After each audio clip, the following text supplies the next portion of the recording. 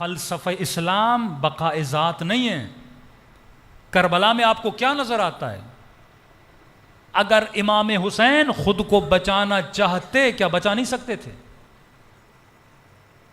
جعفر جن امام حسین کے پاس پہنچا، مصدقہ روایات میں ہمارے پاس، اس کی شادی ہو رہی تھی عاشور کے دن، تخت پہ بیٹھا تھا، اچانک تخت کے نیچے سے دو لوگوں کے رونے کی آواز آئی۔ جعفر نے کہا کون ہو جو خوشیوں میں رو رہے ہو؟ دو جن نکلے، کہ سردار ہم آ رہے تھے آپ کی شادی کے لیے، کربلا میں ہم نے دیکھا کہ ہمارے مولا کے بدن پہ زخم لگے ہیں۔ جعفر نے جیسے سنا لشکر کو تیار کیا، فوراً کربلا پہنچا۔ کہتا ہے جب کربلا پہنچا تو 4 فرسخ تک، جعفر کہتے 4 فرسخ تک انبیاء، ملائک، اجنہ، وہ مخلوق جو نظر آپ کو نہیں آتی وہ کھڑے تھے۔ میں نے کہا میں خود کو مولا تک پہنچاؤں تو کیسے پہنچاؤں؟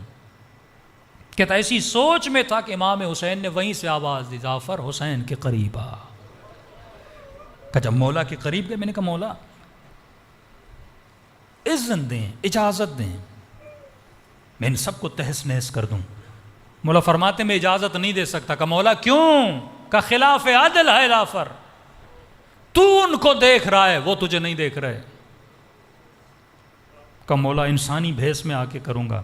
کہ نہیں، اب حسین کا اس دنیا سے جی بھر چکا ہے، واپس چلا جاتا ہے۔ گھر آتا ہے تو آہو بکا، ماں پوچھتی ہے رو کیوں رہے ہو؟ کہتے کربلا میں میرے مولا حسین کے ساتھ یہ حالات دیکھ کر آیا ہوں۔ اس وقت اس کی ماں جلال میں آتی ہے، کہتی ہے آگ کر دوں گی اگر حسین کی مدد نہیں کرو گے۔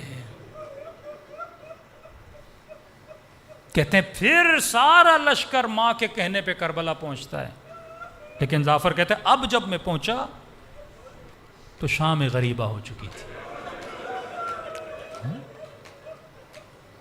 اگر حسین چاہتے، خدا گواہ ہے، کیا طاقت ولایت سے اس لشکر کو ایک بددعا دینے کی ضرورت تھی نا، لیکن وہ بقاء ذات کے لیے آئے نہیں۔